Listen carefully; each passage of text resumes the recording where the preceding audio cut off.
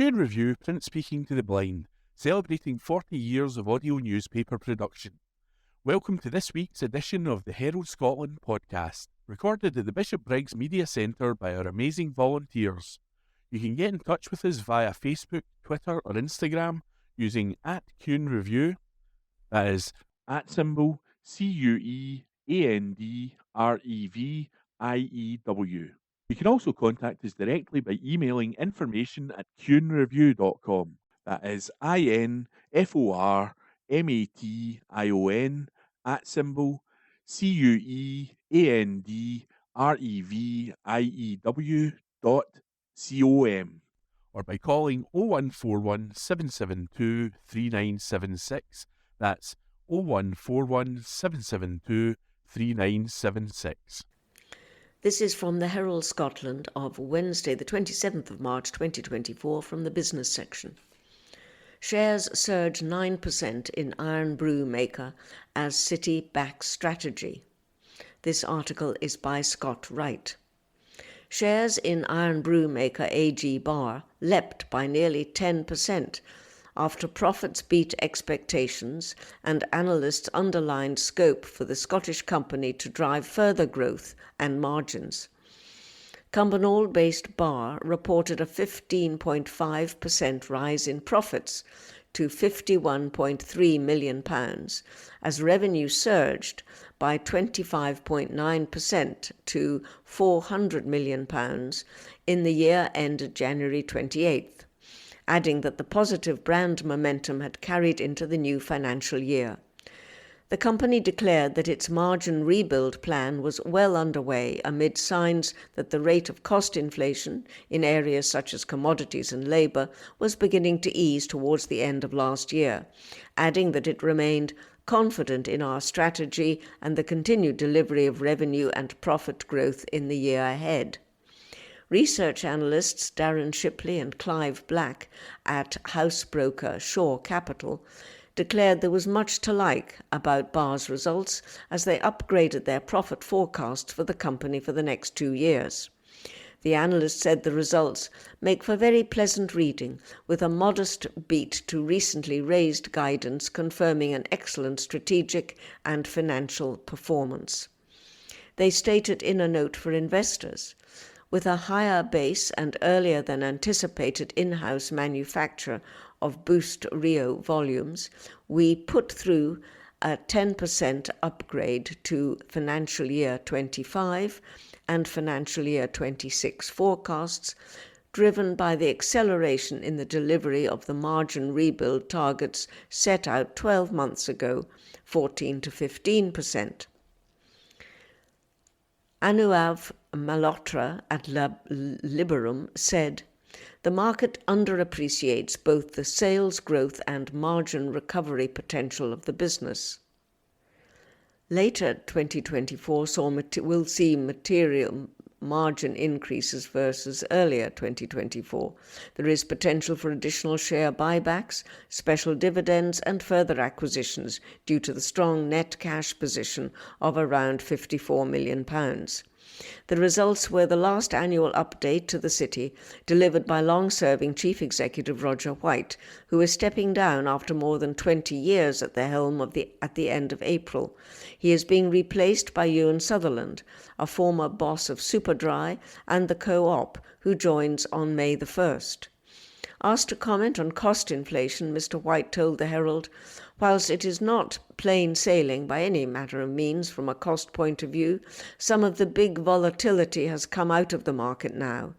In some of the commodity groups and in some of the utility areas, there is much less general bad news. However, there is still underlying and real inflation in wages and in costs coming through as that wage inflation filters its way. Obviously, the most recent inflation figures would appear to suggest that things are a little bit more under control and that hopefully things are moving in the right direction. But we have seen last year high single-digit percentage cost price increases for our customers, and this year it is probably more like low single-digit. That is much more normalized, I would say. On consumer demand for AG bar products, which, as well as Irn-Bru, include fruit-based soft drink Rubicon, cocktail puree brand Funkin, and Boost energy drink, Mr. White said, "I think it has been by and large fairly consistent. It is driven by long-standing trends. Value for money remains important for people, but so does taste. People are buying brands they believe in and that deliver for them, but they have got to be valued correctly. There is pretty consistent consumer behavior across the different channels. The one area that remains a little bit more challenged is the on-trade, where particularly late-night venues have had a tough time in the past 12 months. We continue to see that being a feature." The results were posted shortly after the company announced a review of its bar soft drink sales and distribution operations, which supply the independent retail sector, and an update to the integration of Boost Energy Drinks division, which Bar acquired in a deal worth up to £32 million in December 2022. The two developments could lead to nearly 200 redundancies in total, with 160 potentially affected at Bar Soft Drinks and 35 at Boost, amid plans to close the energy drink small office in Leeds. Around 2/3 of the sales distribution jobs at risk are in Scotland, with the rest in England, though the firm hopes to find suitable employment for people affected in different roles, with retraining offered in certain circumstances. Bar currently employs about 1,000 people in total. The company is now engaged in a consultation process over the cuts. Mr. White said, "We announced this on the 14th of March, so we are literally just starting the process now. That will go on through April and into May."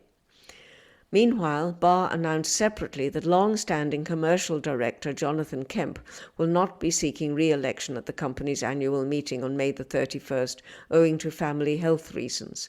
Bar said Mr. Kemp will continue to lead the commercial function until September the 30th, 2024, and then remain available to the company as required for a further 12-month period, following which he will retire from the business. Mr. White said of Mr. Kemp, "Jonathan has had a huge impact on the business over the 20 years that he has been there. Whether it is his commercial acumen or his larger-than-life personality, he is the epitome of all that is good about the brands and the business." The board recommended a final dividend of 12.4 pence per share, giving a total dividend for the full year of 15.05 pence. This represents an increase of 14.9% on the prior year. Shares in AG Bar closed up at 48 pence, or 9.34%, at 562 pence. That article was by Scott Wright. This is from the Herald Scotland of Wednesday, the 27th of March, 2024, from the Voices section. The day Brad Pitt marvelled at the Glasgow School of Art. This article is by Lorraine Wilson.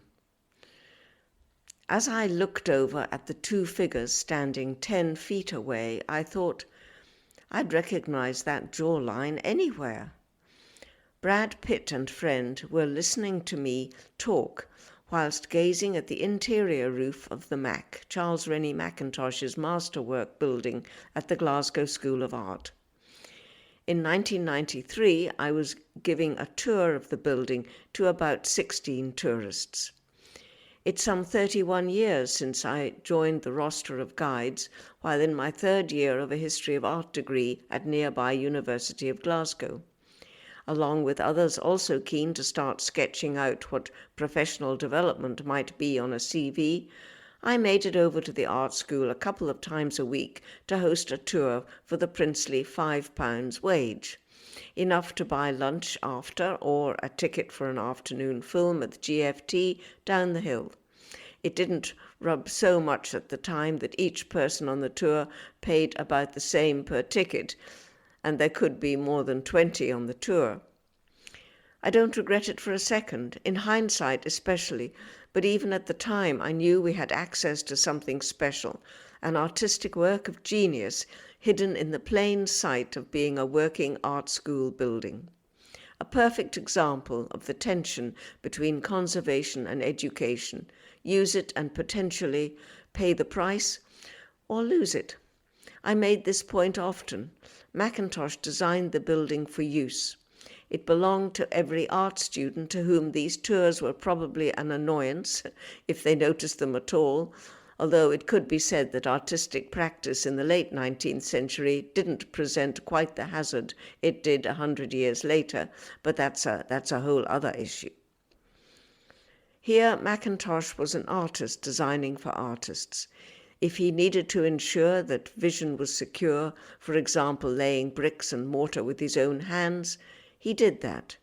It was in every corridor seating nook for conversation, in painting studios deluged in light from multi-story high windows, or in sweeping drawbridge-like stone steps, perfect for graduation photos or morning cigarette chats. Everyone else here was a tourist, whether we had paid for a ticket or not. We started the tours in the small reception area, just outside the gift shop, stuffed with its Mackintosh giftware.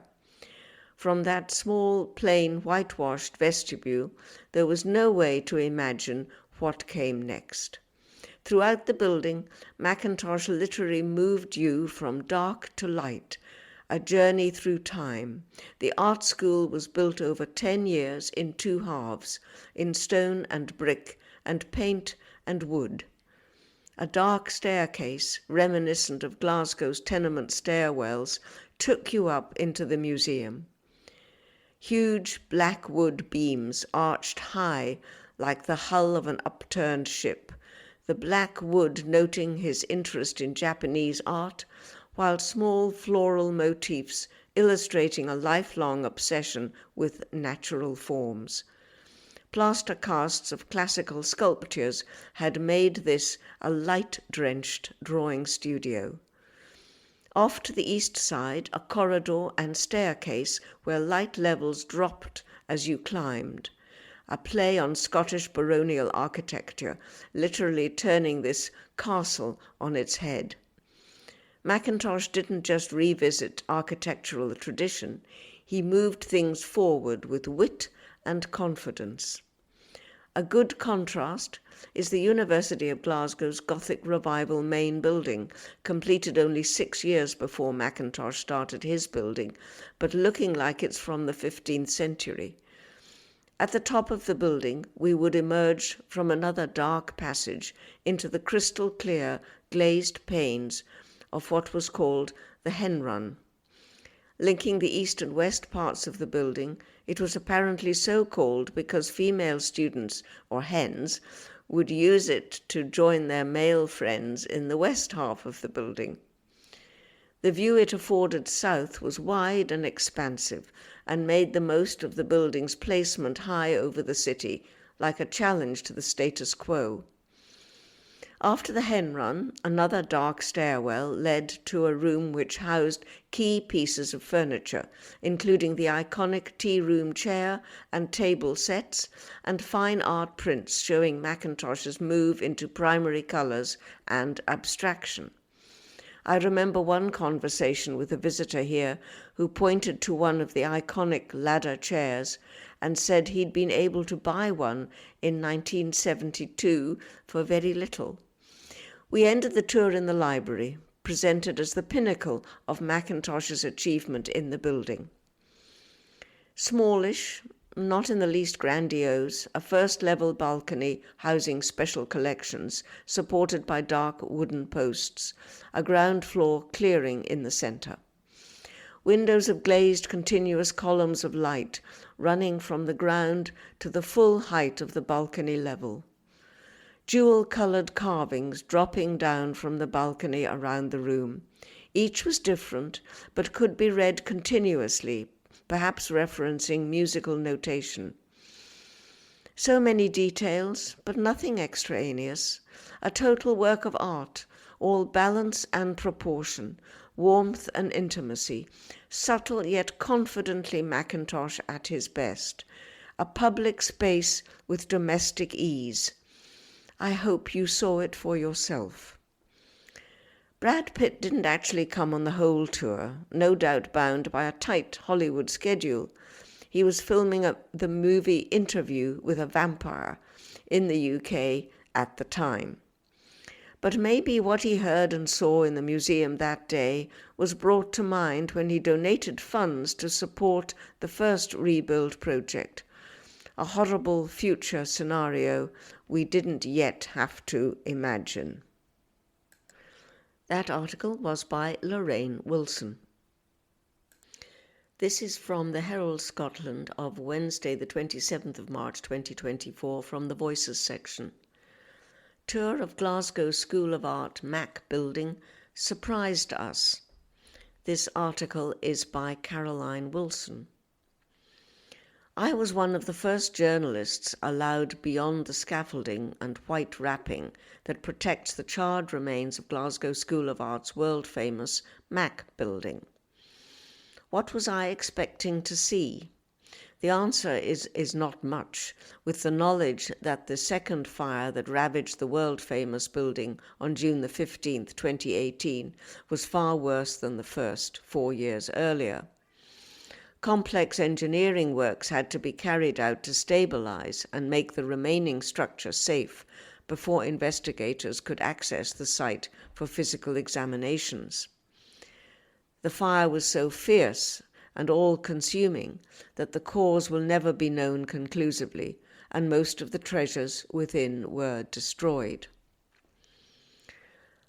I spent many Saturday nights as a student in the 1990s queuing to dance the night away on the black and white checkered floor of the Student Union.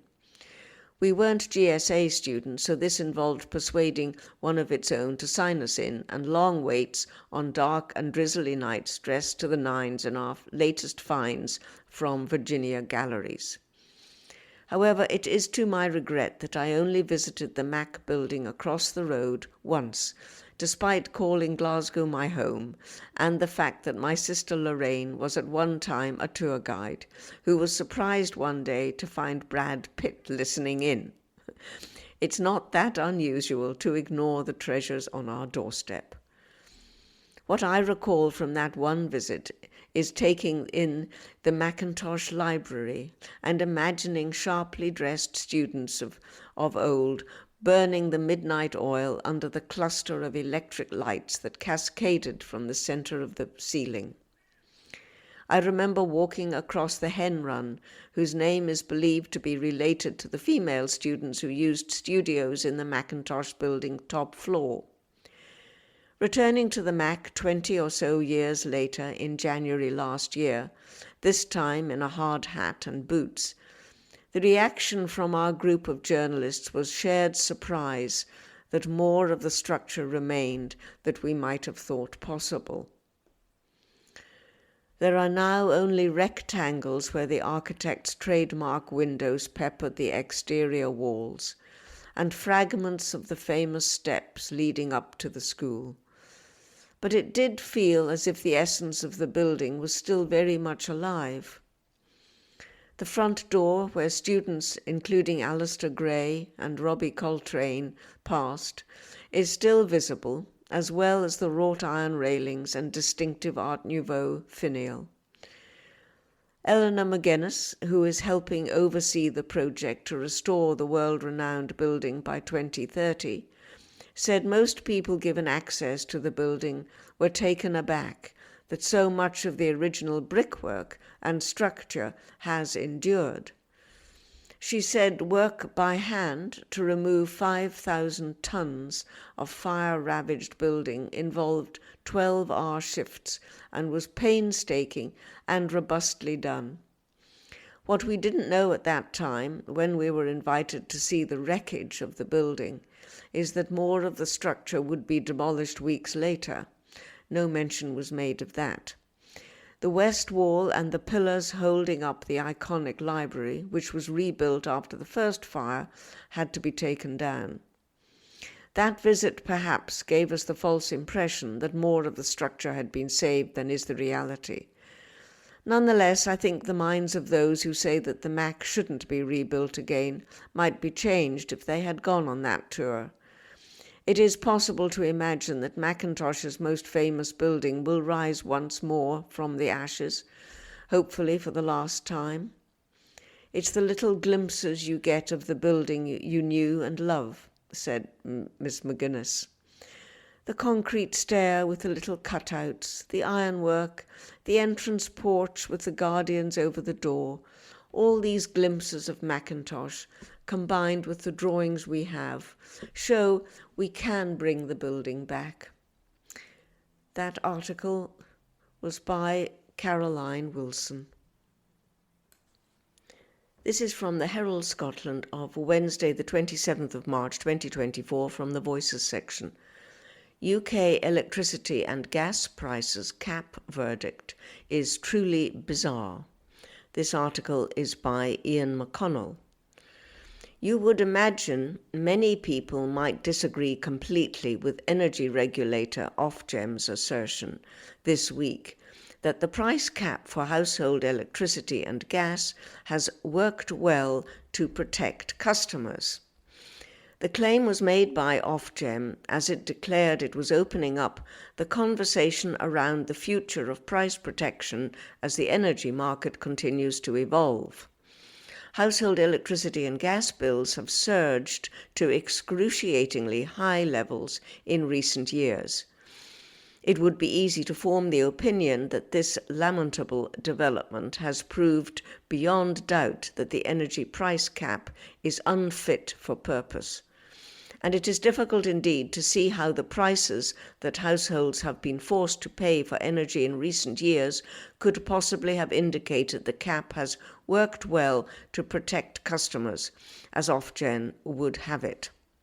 Ofgem this week stated its detailed view on this as follows. The price cap, along with the temporary ban on acquisition-only tariffs, have worked well to protect customers from the loyalty penalty, where customers on default tariffs paid higher prices, and from the worst of the recent volatile markets and wholesale price surges that were a result of the energy crisis. Yes, prices are due to come down from Monday next week, but they will still be very high by historical standards.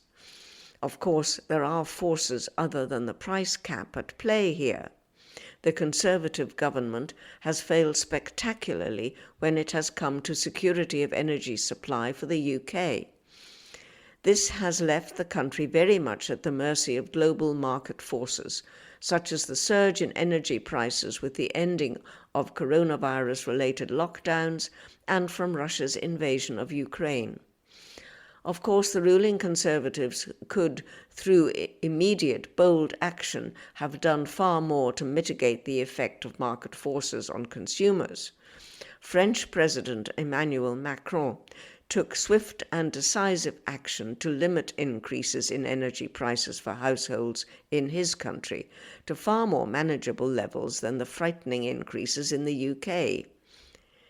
The Conservatives did provide some support when the UK price cap went from the excruciating to the ridiculous, but this was lamentably inadequate.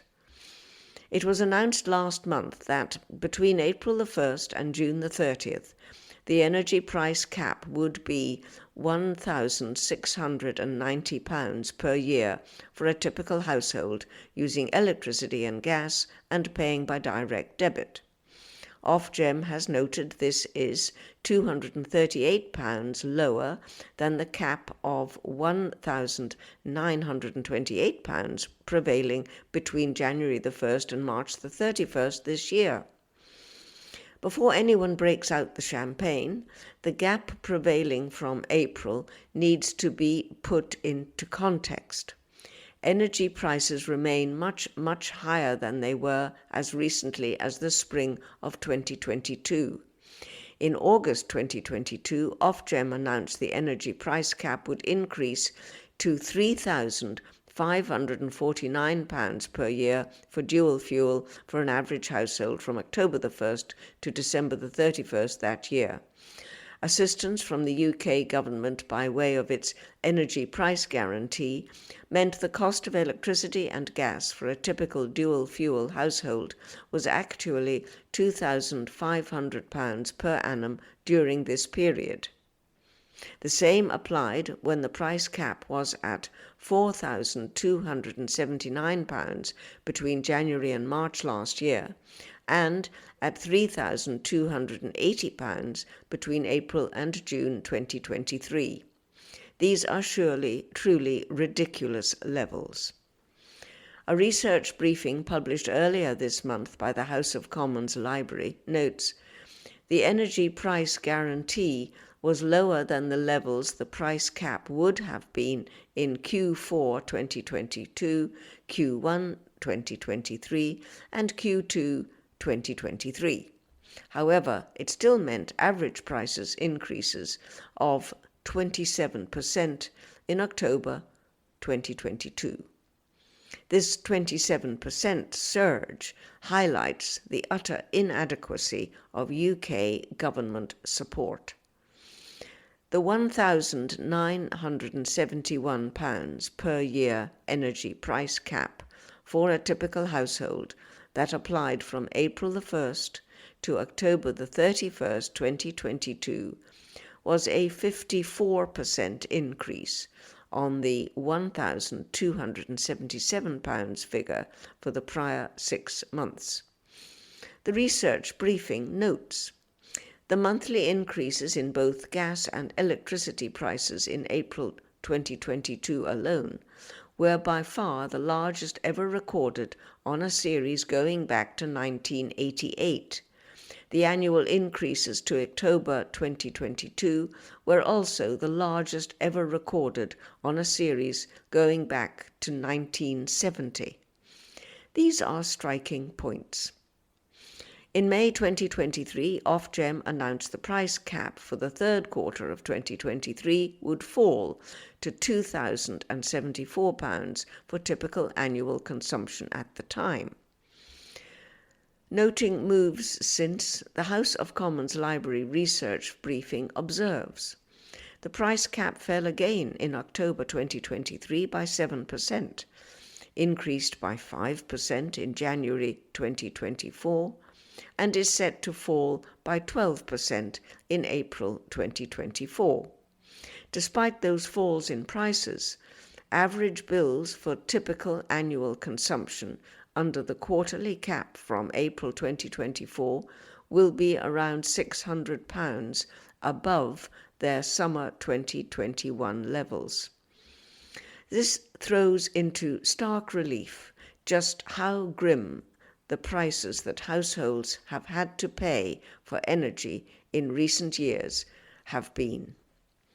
The £1,277 cap in place from the 6 months from October the 1st, 2021, calculated on typical use at that stage, might seem attractive relative to where we are now, but we should remember it was a record high at the time.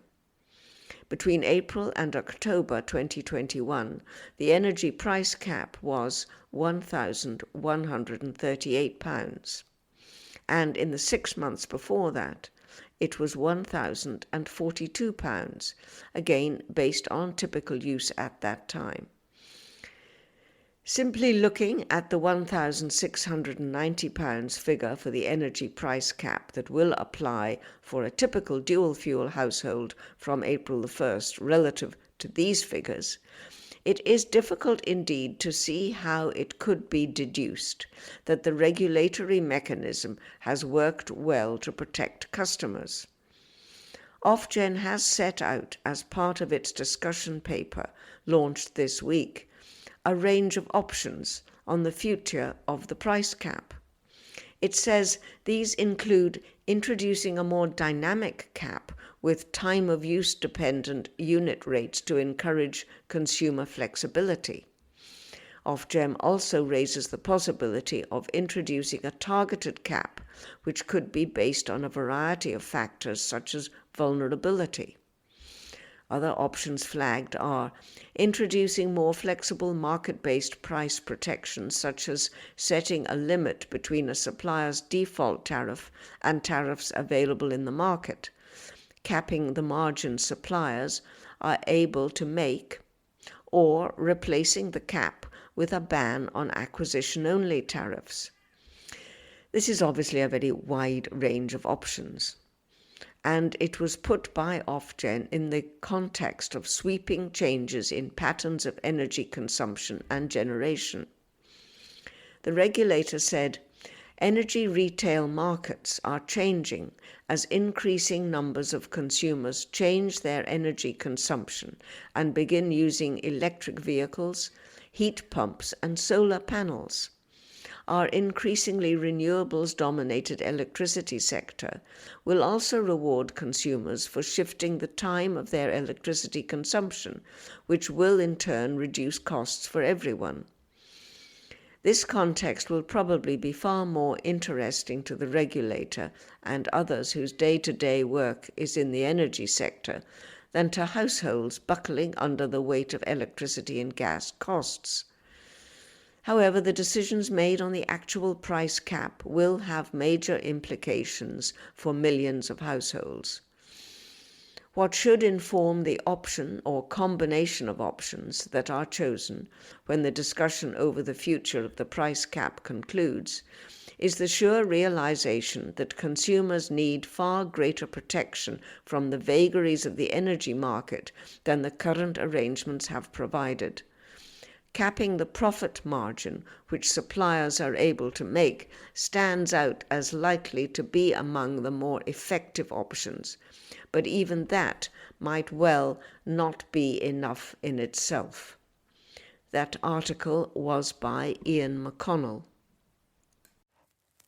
This article is from the Herald on Thursday the 28th of March 2024.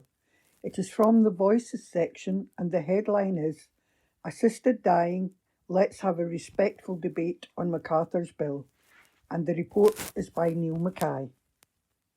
You can feel the winds of culture war already blowing around Holyrood's Assisted Dying Bill, and it was only lodged in Parliament yesterday and published today.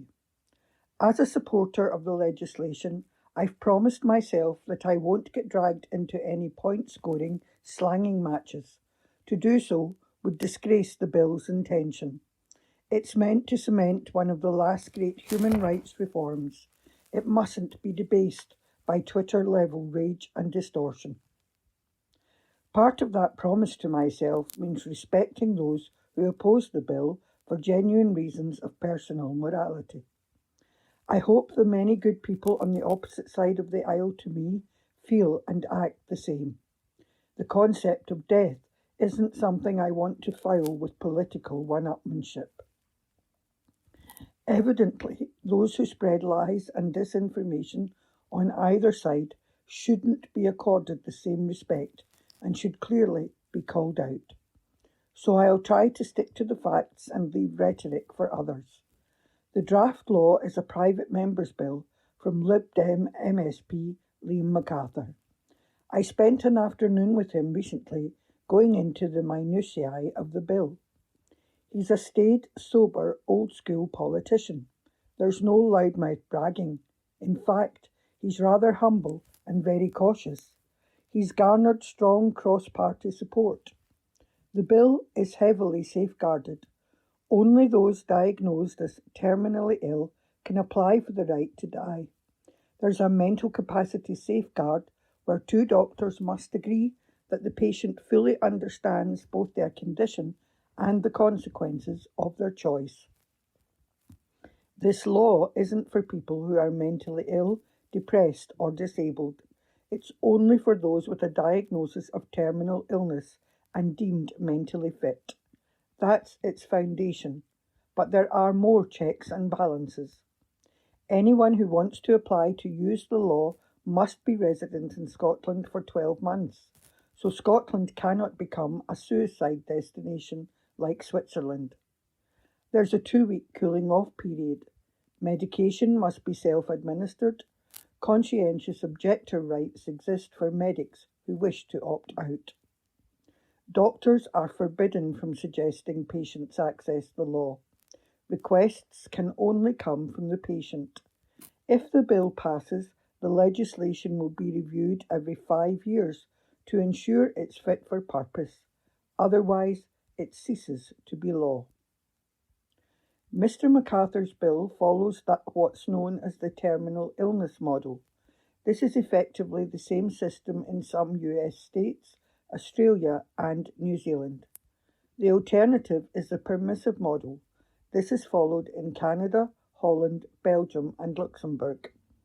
Under the permissive model, a diagnosis of terminal illness isn't required to access the law. Broadly, the permissive model can be used due to intolerable suffering. I agree with Mr. MacArthur when he says the permissive model and its concept of intolerable suffering is highly problematic. It's far too subjective. In Canada, it was courts which led on the right to die, not politicians as in Scotland. Canadian courts agreed with plaintiffs who felt their constitutional rights weren't being respected when it came to the right to die. Parliament then reluctantly legislated. This made bad law. Moves to expand the Canadian law to allow access for people with mental illness have been paused. One of the most common and misplaced concerns is that Mr. MacArthur's bill will create a slippery slope where Scotland morphs into Canada. However, terminal illness models don't metamorphose into permissive models. We've seen this proven worldwide. In Oregon, right-to-die laws have existed since 1997, and eligibility criteria hasn't changed in 27 years. Scotland's Humanist Society, which has campaigned for the bill, describes the Canada trope as the most consistent bad faith argument used against assisted dying. The Society's chief executive, Fraser Sutherland, told me that it was fundamentally inaccurate. There is ample evidence of jurisdiction round the world where assisted dying laws for the terminally ill have been introduced and have not been extended at all. The slippery slope is a mirage. Mr. MacArthur has rightly called for both Holyrood and the nation to focus on the bill he has drafted, not deeply flawed legislation from Canada. There's a desperate need, he told me, on the part of some opponents to spend all our time discussing Canadian legislation. There are understandable fears around the elderly being coerced by unscrupulous relatives into an early death. However, this fear is misplaced. In Scotland, only those who are already dying can access the law. Put crudely, why bully your granny into suicide when she's dying anyway? In fact, research around the world shows that relatives mostly try to prevent their loved ones accessing such laws, rather than urging them to take their lives. Support among the public now stands at around 75%. Politicians are finally catching up, and it seems Mr. MacArthur's bill will eventually pass into law, unlike earlier attempts at Holyrood which failed, most notably legislation by the late Margot MacDonald, who sadly died from Parkinson's. Both Mr. MacArthur and the Humanist Society say that religious groups now form the main opposition. The healthcare profession, most notably in the shape of the British Medical Association, has moved from a position of opposition to one of neutrality. Those of a religious persuasion are, of course, entitled to their views. It should be hoped that they exercise their right to express those opinions in an honest way. The Humanist Society fears faith groups will distort and muddle the debate. There is a horrible truth at the heart of this all. We already have a form of assisted dying, except it's not legislated for, and so therefore not controlled. There are, as Mr. MacArthur told me recently, instances where medics, possibly in discussion with family, sometimes not, are increasing morphine to manage pain in the certain knowledge that it's significantly increasing the risk of hastening death. So we've basically got assisted dying. We're just not either honest about it, transparent, or robust in the way we regulate it. That's a hard discussion for anyone. All of this is hard to discuss. But Scotland is going to have this discussion now the bill has landed in Parliament, and for all our sakes we need to debate with respect, honesty and decency. If we can't discuss death in a dignified manner, then what sort of society are we? That report was by Neil Mackay. This article is from the Herald on Thursday the 28th of March 2024. It is in the Voices section and the headline is Ferguson's was a shambles, yet they shoot the messenger. The report is by Brian Wilson. One good thing about the removal of David Tideman as Chief Executive of the Ferguson shipyard at Port Glasgow is that it sets a precedent. Finally, it is possible for someone to carry the can. That novelty must surely be built on. Over a decade, this saga has assembled a cast of villains, none of whom has paid any penalty. Mutual interest has underpinned the invulnerability of politicians, civil servants and sundry associates. There is general surprise that Mr. Tideman is the precedent setter. Since he accepted the poison chalice in December 2021, he came across as an adult in the room who identified the scale of problems and got on with addressing them. Whoever's fault it is that the order for 2 modest CalMac ferries is running 7 years late and costing at least quadruple the original fixed price, it is not David Tideman's, whose main offence, it seems, has been an excess of frankness.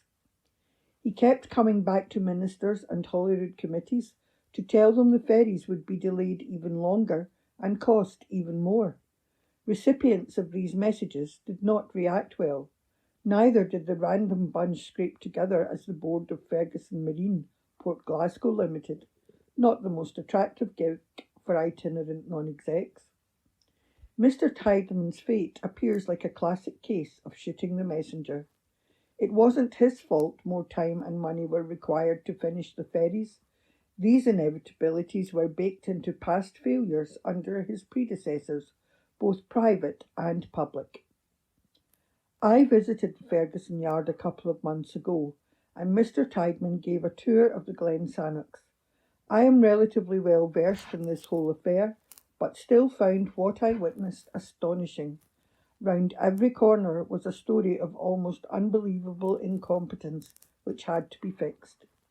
For example, it had become apparent that when the bow of the vessel was lowered, it did not fit securely. A specialist team was required to correct this rather basic flaw. I don't know whether it derived from design specifications, errors in construction, or deterioration over the years of waiting, but it was an inescapable fact that the work had to be done. Repeat that by hundreds, including the nonsensical environmental wheeze of dual fuelling the vessels with diesel and gas imported from Qatar to be trucked from Kent to Ardrossan and Skye. So long past that spares required to fix the original installations were unobtainable. Mr. Tideman's fault? None of this came cheap and cumulatively kept ratcheting up the millions. Mr. Tideman became the bearer of bad news because there was so much bad news to report, but it was also clear that he had respect from the workforce who recognised a shipbuilding man when they saw one. This is borne out by his standing in the industry. I doubt if he intended to be at Ferguson's very long once the ferries were in the water. Meantime, he worked hard to rebuild the yard's credibility within the industry. This involved telling the Scottish Government how much they would have to invest in order to secure future orders. Again, they did not like what they heard. What happened at Holyrood on Tuesday was extraordinary. The SNP MSP for Inverclyde, Stuart McMillan, sought to raise an urgent question about Mr. Tideman's dismissal. This required a vote in which 4 of Mr. McMillan's colleagues sided with the opposition. It needed the SNP's Green confreres to deny his request. At this point, the Cabinet Secretary, Mary McCallan, intervened to say that the decision to terminate the contract was entirely for the company's board. It is difficult to know which would be worse, that this was true, which I do not believe, or that it is untrue. There was no such shyness about ministerial involvement when Mr. Tideman was appointed. The then Finance Secretary, Kate Forbes, hailed it as an important milestone for Ferguson Marine, which reflects the progress made. David Tideman brings 4 decades of industry experience and senior leadership, and will be key to securing our long-term ambitions for the yard. Note the word, our. This is a publicly owned asset, and vast sums of public money have been sunk into it directly and indirectly by the Scottish Government, which also appointed the chairman, a court favourite named Andrew Miller, who previously chaired Prestwick Airport and has no shipbuilding pedigree. Miss McCallan cannot divorce herself from responsibility by that 1 degree of separation. The interim replacement of Mr. Tideman by a non-executive board member begs plenty of its own questions. How, and over what period, was this week's coup hatched? What process did Mr. John Pettigrew go through before being parachuted into the role? He lives in Canada, and his shipbuilding experience was in the Middle East. It is by no means apparent why he is better placed than Mr. Tideman to chart a course for the future of a small shipyard on the Clyde. Perhaps Miss McCallan will in due course explain. The reality is that this decision could not have been taken without ministerial approval, and equally that the Minister takes her advice from Transport Scotland, where so many of the Ferguson bodies are buried. The starting point is that the order should never have been gifted to the yard in the first place in the absence of a builder's refund guarantee. It was political opportunism at its worst in the name of saving the yard, but has actually done it reputational damage that may be beyond repair. Not that anyone in Edinburgh cares, but the islands also continue to pay a huge price for this folly.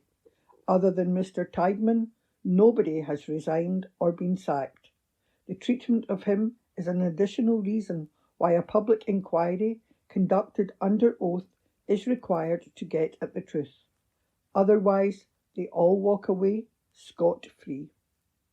Meanwhile, there is a vital question to resolve. Who will launch the second ferry? Perhaps Nicola Sturgeon can be pressed into service one last time. That report was by Brian Wilson. From the Herald Scotland, Monday the 1st of April, from the Arts and Entertainment section, book review. Double Proof by Martin Stewart is a comedic detective novel. This article is written by Alistair Mabbitt. Double Proof, Martin Stewart, Polygon, £9.99. Although it opens ominously enough, its protagonist appearing from nowhere, sweating in daze, hands outstretched in front of a police car. There's a lot of fun to be found in Martin Stewart's appealing and comedic detective novel. The Yakuza have taken up residence in Maryhill.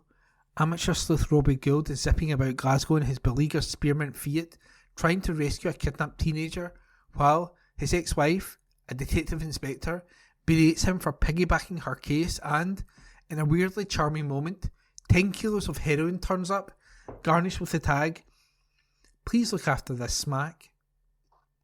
But to backtrack, in 2012, journalist and former middleweight boxer Robbie Gould went to the police, claiming to know the whereabouts of a missing girl, Amy Porter. He was right, although Amy was tragically dead by the time officers reached her. Gould had deduced her location simply by studying all the available evidence and using his reasoning, but that wasn't sensational enough for the papers, who dubbed him Psychic Crime Buster, an albatross that's hung around his neck ever since. Getting on people's tits, he said, is his true superpower, and with it comes great responsibility. 11 years on, he's living quietly on the West Coast, writing novels. But with debts mounting and his agent terminating his contract, Gould gives in to the pleas of the wealthy Imelda DL to find her missing 19-year-old son, Albie, reluctantly donning the mantle of psychic investigator once more. It shouldn't be too hard, he thinks, as Albie is just a social media influencer who has staged a fake kidnapping to impress other social media influencers. If only it were that simple.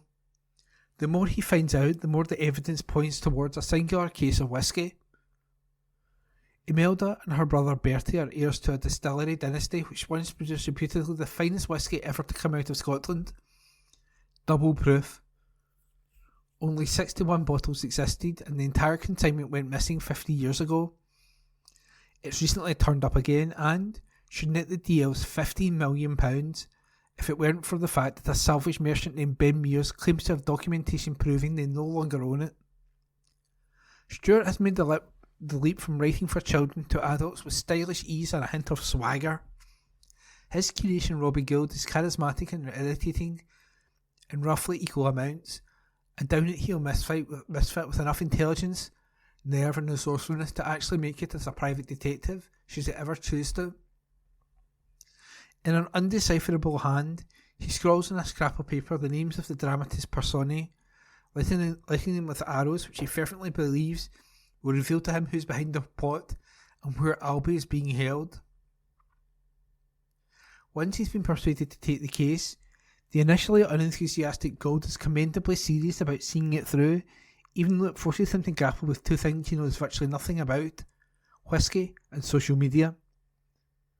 Stuart wrings a fair bit of amusement from Gould's unfamiliarity with the world of TikTok, Instagram, and their influence obsession with likes and followers which, like the rarefied world of the distilling elite, brings him out in snappy, defensive clips. He seems a lot more at home squaring up to his boxer's physique, to bent coppers and underworld goons built like walk-in fridges, even if he usually takes a lot more punishment than he dishes out. More than just a capable debut into the adult market, Double Proof is a solid, confidently told tale laced with sardonic wit and driven by cat and mouse energy. And that book review was of Double Proof by Martin Stewart, Polygon £9.99, and the review was written by Alistair Mabbutt. From the Herald Scotland, Monday the 1st of April. From the Arts and Entertainment section, J.K. Rowling mocks Scotland's new hate crime legislation. This article is by Andrew Learmonth. J.K. Rowling has challenged Police Scotland to arrest her after she publicly misgendered a number of trans women. The Harry Potter author ridiculed Scotland's new hate crime law, saying it was wide open to abuse by activists who wish to silence gender-critical feminists, those who believe sex is immutable. The Hate Crime and Public Order Scotland Act 2021 consolidates some existing laws and creates a new offence of stirring up hatred against protected characteristics, including age, disability, religion, sexual orientation and transgender identity.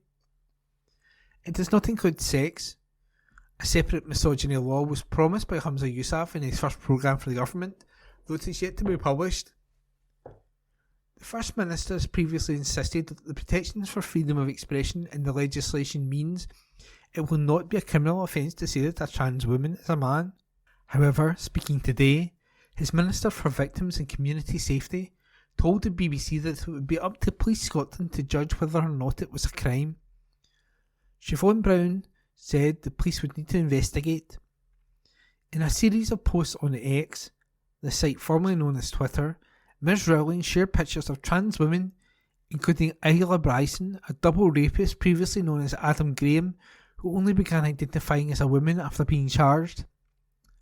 The Edinburgh-based writer tweeted, "Lovely Scottish lass and convicted double rapist Isla Bryson found her true authentic female self shortly before she was due to be sentenced. Misgendering is hate, so respect Isla's pronouns, please."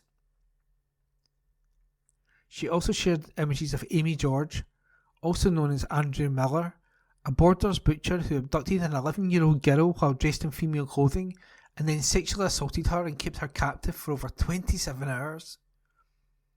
No idea why this was mentioned in court. Of course she was wearing women's clothing. She's a woman, Ms Rowling tweeted.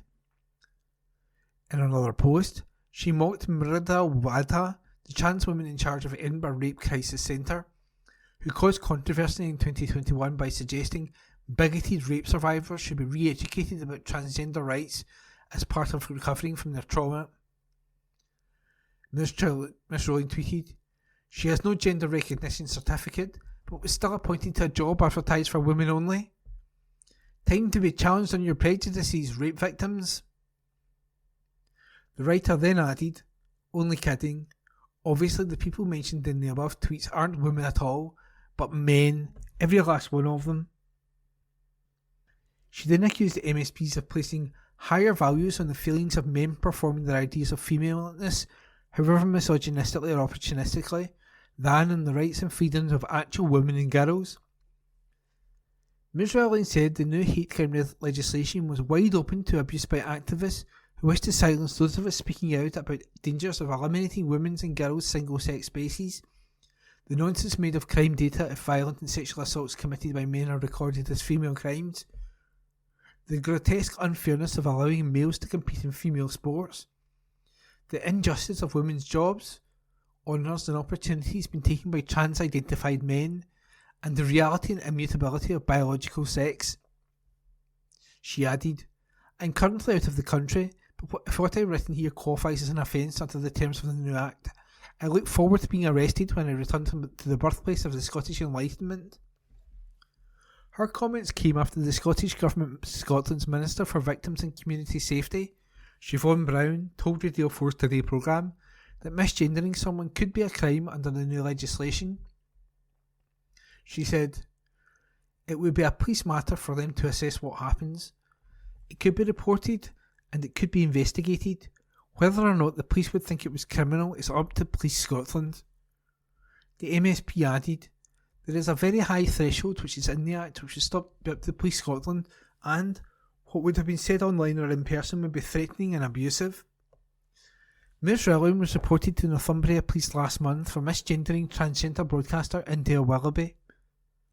Speaking to media earlier, Mr. Yusa said he was very proud of the new laws and very confident in Police Scotland's ability in order to implement this legislation in the way it should. A Police Scotland spokesperson said, "We have not received any complaints." Meanwhile, speaking to journalists in Drumchapel, Scottish Labour leader Anna Sauer refused to say if he would repeal the new Act if he were First Minister. He said, "The biggest flaw in the Hate Crime Act is that misogyny is not included. That was an amendment that we had, sadly an amendment that was voted down. It was something that we maintained throughout every stage and in our manifesto as well, that would include misogyny in the Hate Crime Act. I think the biggest challenge is that what Parliament intended and what Parliament passed is now flawed in terms of its implementation and its messaging. I think the government has messed up the implementation, they've messed up the message, and they haven't adequately resourced our police officers. The point I'm making is that I don't think this is an issue of repeal," he added. "How do you correct the flaws and the missing pieces of the legislation? And how do you correct the implementation, the messaging and the resourcing of the legislation?" Mr. Sarwar said the government was undermining goodwill from the public. And that article was written by Andrew Learmonth. From the Herald Scotland, Monday the 1st of April, from the business section. Bruce Inn opposite Falkland Palace, Fife, brought to market. Article written by Brian Donnelly, business correspondent. A historic pub that looks onto a former palace of Scottish royalty has been brought to the market. Drysdale and Company said that the former coach house, built over 400 years ago, is being offered to let, but added that the owner may sell. The Bruce Inn, which sits opposite Falkland Place in the Fife village of the same name, has a kitchen and a beer garden. The agent said the hotel, which has over the years operated under different names including the National Hotel, also has 3 letting rooms and a 2-rooms owner's apartment. Canmore describes it as, dated 1607, at inscribed lunette panel, remodelled early 19th century. 3-storey, 4-window squared rubble, original moulded paintings on first floor, others 19th century with margins, 2 artisan pilastered door pieces. Background with inset pediments dated 1611, evidently from Monreef House. The hotels and B&B sites state that the front-facing rooms have excellent views of the 16th century Royal Palace of Falkland, whilst rear-facing rooms look out over the historic village of Falkland to the Lomond Hills. Mary, Queen of Scots, was possibly the palace's most famous resident, and that report was written by Brian Donnelly and read by me, Ian McKenna. From the Herald Scotland, Monday the 1st of April, from the news section. Dundee murder probe as a man found dead on Charleston Road. This article is written by Gabriel Mackay. Police in Dundee are probing a suspected murder after a man was found dead. The person was found seriously injured on Charleston Road on Sunday, March 31st, and taken to 9 Miles Hospital. The man later died in hospital, and his death has been treated as suspicious by Police Scotland. Detective Inspector Mark Lamont of Dundee CID said, "Our thoughts are very much with the man's family and friends at this very difficult time. We have a dedicated team of officers working on this investigation, and extensive inquiries are continuing to establish the circumstances of his death. I am appealing to the community to get in touch with us with any information they have. I would urge anyone who saw or heard anything suspicious, no matter how insignificant it may seem, to contact us. I would also be keen to speak to anyone with any CCTV, dashcam or other footage that they think would assist the inquiry. We will have a continued police presence in the area, and anyone with any concerns can approach these officers." And the article was written by Gabriel Mackay. From the Herald Scotland, Monday the 1st of April, from the news section. Jimmy Johnson fence row in Cathkin Park could see court move. This article is written by Katrina Stewart. Think of football in Glasgow's south side and the mind immediately turns to Scotland's national stadium. However, only a few streets over from Hampden Park sits another football facility, this one with less prominence but arguably as much significance to the local community.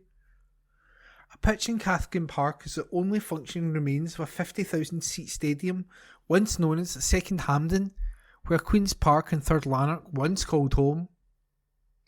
Now maintained by Glasgow City Council, the space was taken over in 2022 by the Jimmy Johnson Academy, a charity founded in memory of the late Celtic player. The lease was on the proviso that the football pitch, in the Mount Florida area of the city, would remain open to the public. To the ire of locals, a fence has now been erected around the pitch, in a move criticised by residents as the privatisation of a local park. While the council confirmed planning permission was given to the academy to erect the barrier, one local man is now taking the local authority to court over the legality of the matter. In what is believed to be one of the first cases of its kind in Scotland, park neighbour Greg Brown has taken legal advice on the 3-metre high fence and has begun crowdfunding for a judicial review in the Court of Session. His petition has gathered more than 1,000 signatures and, as well as raising concerns for Scotland's right to roam and local wildlife, reads, "Playing in a public park must remain free to all. I firmly believe that football should be for everyone, but this is the last grass pitch in a public land in the southeast of Glasgow free for anyone to use," Brown wrote in a crowdfunder for his legal costs. "We've been sharing our park with the club for 15 years and will continue to. They don't need a fence. The move is high risk," he said, because, while he is receiving pro bono advice from law firm R&R Urquhart, Mr Brown would potentially have to pay the council's legal costs if the case fails. Local families have rallied to the cause, holding fundraising events and protests to draw attention to the plight of the park. Recently, more than local residents held an emergency picnic and family fun day to protest against the fence. Organised by locals, the colourful day included crafts and circus skills, food, an all-age football match, and the decoration of the fence with banners showing slogans like "Kick this fence out of our park" and "Keep the pitch open to the community."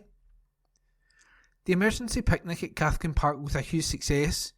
Groups of concerned residents, young kids and families came together to say no to the fence, We want to keep this park public and open for everyone to use, play and benefit from, Tammy Payne, local resident and one of the organisers of the picnic, said. We really hope we can work together as a community to make sure the park is accessible for all. Cathkin Blazes football team was set up in 2021 for women and non-binary people to play the game and socialise following the isolation of the pandemic. Lucy Esco, a local resident and member of Cathkin Blazes football team, said, as a member of Cathkin Blazes football team, I think it's really important to have pitches accessible to the community and free of charge. The south side of Glasgow needs more accessible pitches, not less, so that outdoor sports can be truly inclusive and enjoyed by all. I came down with my partner and my child because we wanted to support the Save the Cathkin Park campaign, Matt Barnes, local resident to Cathkin Park, added. Parks are really important to us. We live in a tenement flat on the second floor and our close garden is small and often not reusable for kids. So we've come to the park to get free accessible space where they can run around and be healthy. We meet other parents here, they bring their kids so the kids get to socialise and it's free. Having these spaces is really important. A spokesperson for the Jimmy Johnson Academy said the fence protects the pitch from vandalism and the rest of the park is still open to the local public with no intention to further restrict access. In the article, written by Katrina Stewart. From the Herald Scotland, Monday the 1st of April, from the news section. Motorcyclist killed in Rosyth after crash involving BMW. Report by Gabriel Mackay. A motorcyclist was killed in a collision with a BMW, with police appealing for information. The 49-year-old man, who was riding a black Suzuki, was involved in a crash with a white BMW on Queensferry Road at the junction with Aberlour Street in Rosyth on Sunday evening, March 31st. He was pronounced dead at the scene after emergency services attended. Road Policing Sergeant Scott Kirkpatrick said, "Our thoughts are with the family of the man who died at this very difficult time. Our investigation into the crash is ongoing. This is a busy road and we are appealing to anyone who has not already spoken to officers and who has any information that could help with our inquiries to please contact us. I'm also keen to speak to any drivers who have dashcam footage that may assist. Anyone who can help is asked to contact Police Scotland on 101, quoting incident number 2363 of 31st of March 2024. In an article written by Gabriel Mackay. From the Herald, Monday the 1st of April, from the news section. Scotland qualifiers consultation launched by Holyrood. This article is written by Gabriel Mackay. The Scottish Government has announced it will launch a consultation on making the national football team's qualifying matches free to air. The men's and women's matches at major tournaments such as the European Championships or World Cup are protected and therefore must be broadcast on free-to-air television. However, that is not the case for qualifying matches which are sold as a block by UEFA and are often on subscription services such as Viaplay. Broadcasting policy is a reserved matter, with the UK Government deciding which tournaments and events are protected. The Scottish Government has said it will enact a consultation to evaluate the balance between the ability of Scottish rights holders, such as the SFA, to generate income to reinvest in Scottish sports, and access for Scottish audiences to sporting events. First Minister Humza Yousaf said, the Scottish Government is taking a further step towards making major Scotland international football matches available free to air, which would allow the whole country to get behind our national teams in important qualifying fixtures. Scots celebrated as our men's national team charged their way onto scintillating firm this year's European Championships, and will all be behind the women's national team when their qualifiers get underway next month, but most Scots are blocked from watching the national team with the bulk of games shown on a pay-per-view basis. With so much at stake in qualifiers, our vision is for all fans to be able to watch their national teams as they battle to reach the world's biggest competitions. With the full powers of independence, The Scottish Government would have the power to determine the list of events that should be available to broadcast free to air, to reflect the interests of Scottish audiences, and enable broadcasters who have a public service remit to better meet these needs. But broadcasting policy is currently reserved to the UK Government, and only Westminster can add to these matches, being included in the so-called crown jewels of international sporting fixtures for free-to-air broadcast. With the UK Government refusing to act to resolve the situation for Scotland fans, the Scottish Government will launch a consultation on the issue to help progress the campaign to ensure Scotland international qualifying matches are on terrestrial TV. Further evaluation work will be taken forward to understand the implications such a decision would have for rights holders, including the SFA, before the Scottish Government's case is brought forward to the UK Government. And the article was written by Gabriel Mackay. From the Herald Scotland, Monday the 1st of April, news: Scottish Government given warning over education cuts. Report by Gabriel Mackay. Campaigners have called for more funding to be provided to vulnerable children, with funding slashed in recent years. The Scottish Children's Services Coalition said funding for those identified with additional support needs had been cut by 33.9% since 2012-13. In the same time span, there was a doubling in the amount of ASN pupils, who currently represent a third of the school population, as well as the loss of 546 ASN teachers. The SCSC is calling on the Scottish Government to work with local authorities to increase the funding to support the needs of vulnerable children and young people, including greater provision of specialist ASN teachers, educational psychologists, behaviour support staff and classroom assistants. A spokesperson for the SCSC commented, "It is devastating to note cuts in spending supporting those with ASN, and we would urge the Scottish Government to adequately resource the provision of the likes of specialist teachers, educational psychologists and classroom assistants. We are facing a lost generation of children with ASN, and it is vital that they get the care and support they need, when they need it, especially given the impact of the COVID-19 and cost of living crisis. This is also key if we are to genuinely close the educational attainment gap, as we know that those with ASN are disproportionately drawn from poorer neighbourhoods. We are experiencing a mental health emergency and have also witnessed dramatic increases in classroom disruption, impacting on pupils and teachers alike. This is in part due to increased levels of social, emotional and behavioural difficulties post-lockdown. The Scottish Government and local authorities must work together to provide adequate resourced support across Scotland for those children and young people with ASN, representing some of the most vulnerable individuals in our society." A Scottish Government spokesperson said, "The Scottish Government is committed to improving the experiences and outcomes for young people with additional support needs, which we have outlined in our programme for Government 2023-24. While it is for local councils to determine the most appropriate educational provision, spending on additional support for learning reached a record high of £830 million in the most recently published figures.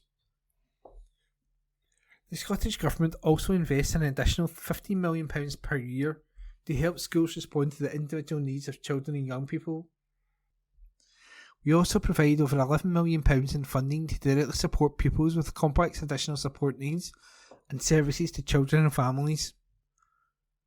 Ministers will work with teachers to provide additional professional learning opportunities while seeking work to build on the additional support for learning action plan." And that report was by Gabriel Mackay. The Herald on the 2nd of April and the news section. Dundee man charged following death of 43-year-old by Gabriel Mackay. The man is due in court following the death of a man in Dundee. As previously reported by the Herald, a 43-year-old man was found seriously injured on Charleston Road on Sunday, March 31, and taken to Ninewells Hospital where he died. A 43-year-old man has been arrested and charged in connection with the death. He is due to appear at Dundee Sheriff Court on Tuesday, 2nd April 2024. Detective Inspector Richard Bird said Baird said, "Our thoughts are very much with this man's family and friends at this very difficult time.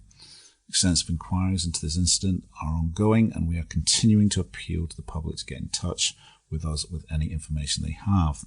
I would urge anyone who saw or heard anything suspicious, no matter how insignificant it may seem, to contact us.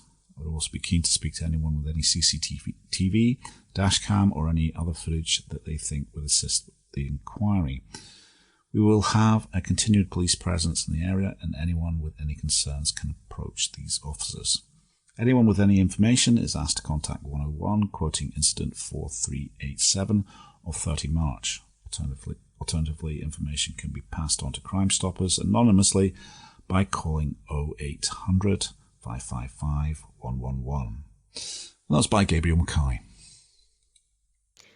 This is from the Herald Scotland of Tuesday, the 2nd of April 2024, from the business section. Dark Art Distillery in Kirkcudbright eyes Scottish margarita. This article is by Ian McConnell.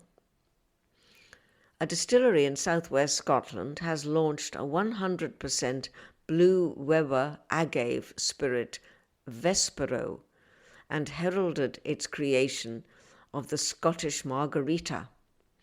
Dark Art Distillery, based in Kirkcudbright, said it had launched the new spirit for the start of International Dark Sky Week, which runs from April the 2nd to the 8th.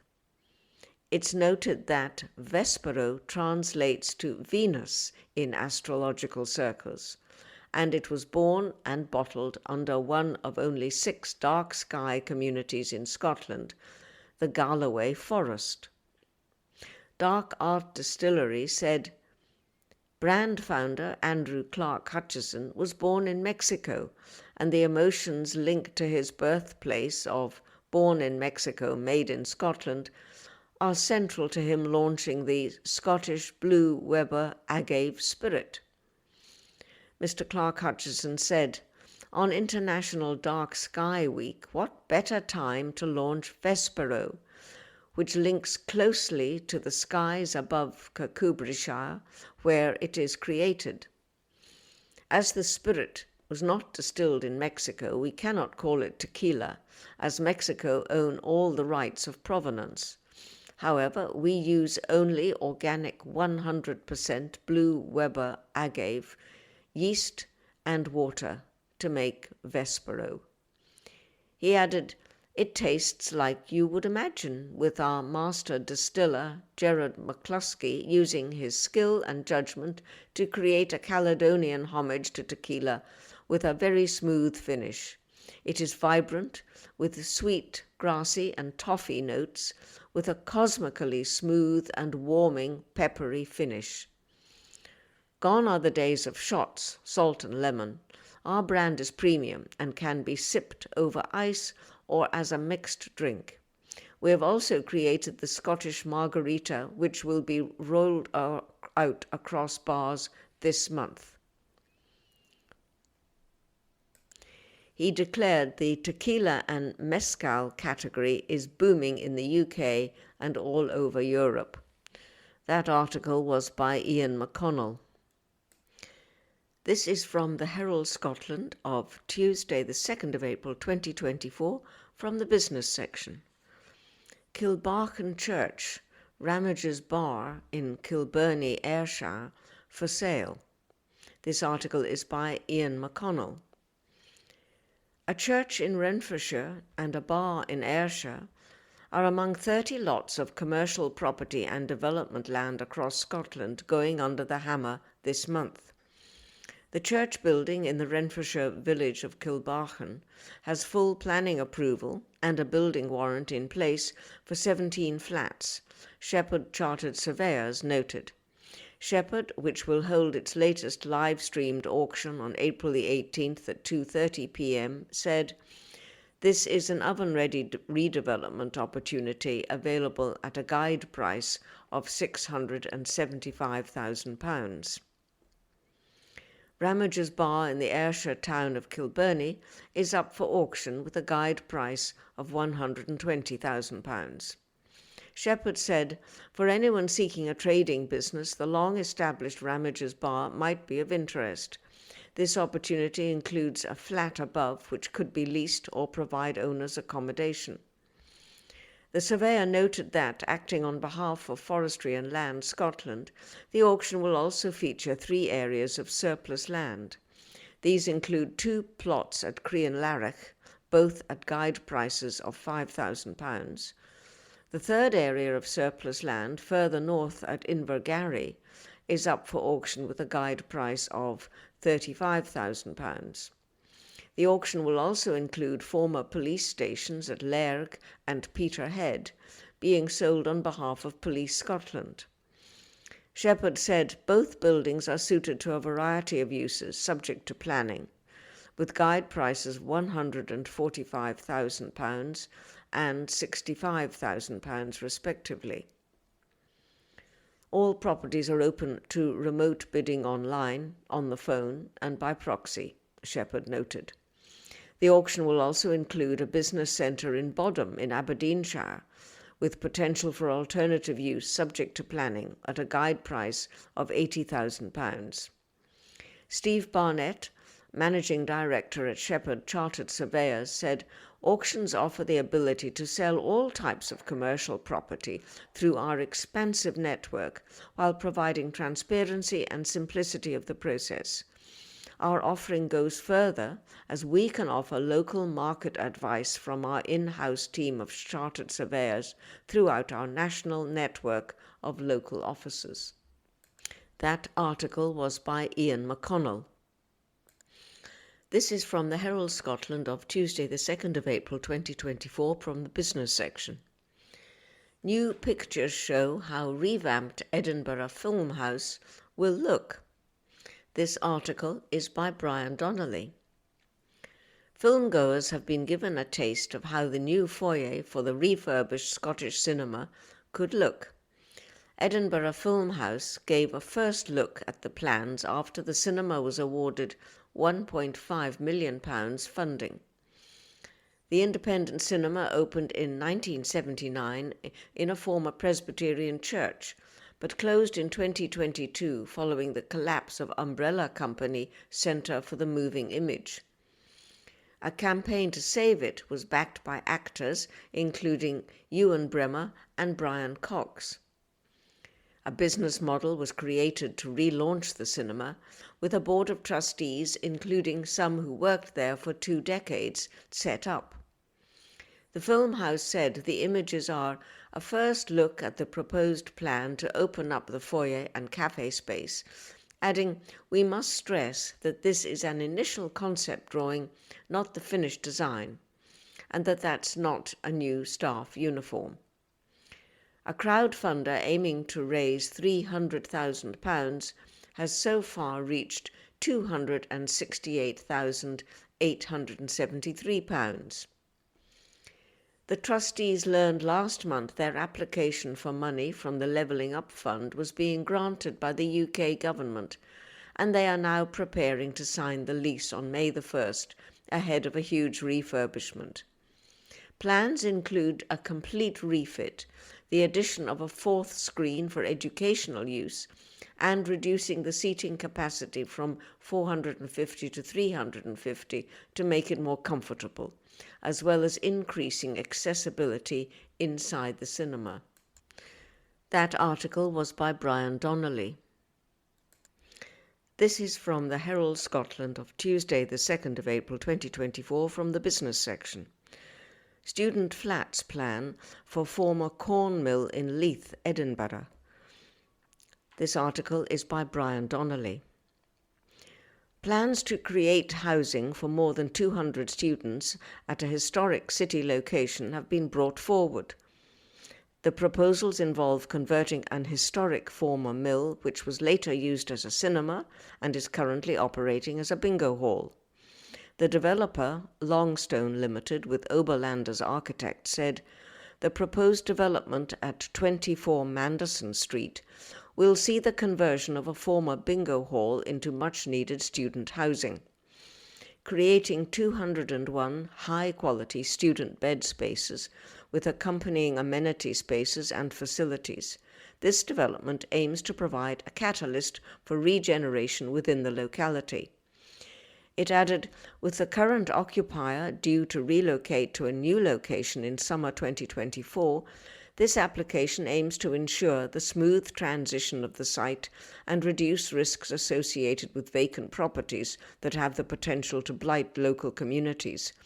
Proposals seek to convert the existing building, preserving and enhancing key architectural features. The current operator of the bingo hall, Club 3000, plans to move to new premises in nearby Ocean Terminal this summer. Having been utilised for a range of activities over the years, including a mill, a cinema and bingo hall, the design aims to embrace the unique character of the building, providing bespoke and contemporary accommodation for students, the developer added. The site comprises a bingo hall, which formerly operated as a cinema, and incorporates elements of a 19th century corn mill and former railway viaduct, which provides access to the main structure. In the mid-1920s, the original corn mill building was gutted and heavily reconstructed and adapted to form the cinema. However, the overall form and footprint of the main volume of the building have survived from its origins as a mill. Upon the closure of the cinema in 1961, 24 Manderson Street was converted into a bingo hall. That article was by Brian Donnelly. That concludes this week's edition of the Herald Scotland podcast. Please remember to subscribe to our channels at Review and tell your friends about our service.